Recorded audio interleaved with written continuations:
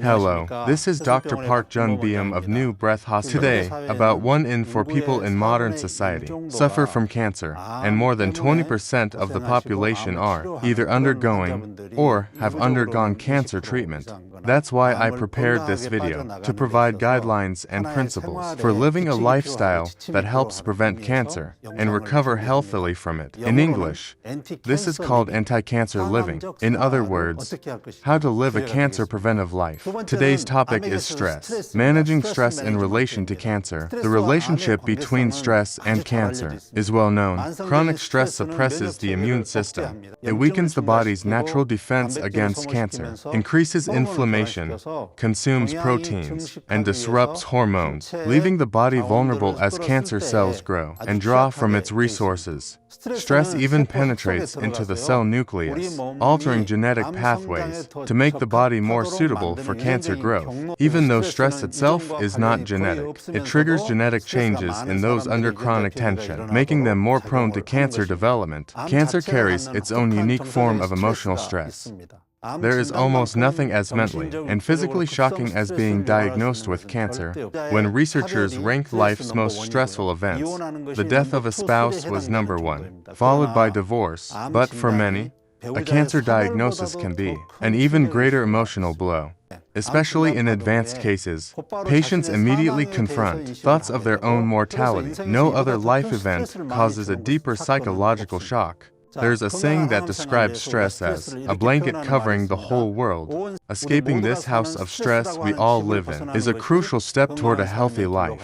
Dr. David Servan-Schreiber, in his Reflections on Cancer, wrote, "One of the best defenses against cancer is maintaining inner peace."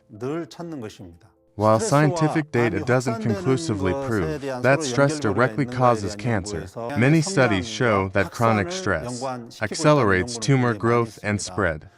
So the higher your stress hormone levels, the more your immune system weakens, making you vulnerable to infection, while cancer grows and spreads. We need to live an anti-cancer life. For cancer patients striving for a healthy recovery, it helps to identify the sources of stress in your life. Write them down: people, situations, and times that trigger stress. Then think about how to minimize or avoid them. Cultivate tolerance, forgiveness, and emotional space so stress doesn't dominate your life.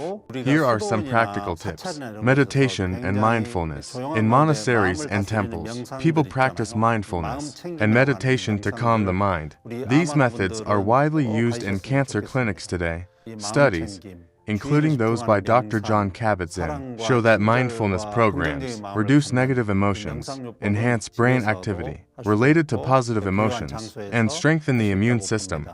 Next is cultivating gratitude and positivity. It's not easy for cancer patients to remain positive while facing painful treatments. However, practicing gratitude, for example, keeping a gratitude journal, shaking off negative feelings, helps release stress and negative feelings. Research shows that it can regulate hormones, reduce inflammation and blood pressure, ease depression, and improve sleep quality. Stress doesn't just hinder our ability to heal. It can lead to unhealthy coping mechanisms, such as excessive drinking, smoking, anger, or isolation. That's why learning to manage stress effectively is so important. Today, we discuss stress management in anti-cancer living and how deeply stress is connected to the cancer journey. I hope this has been helpful. Thank you.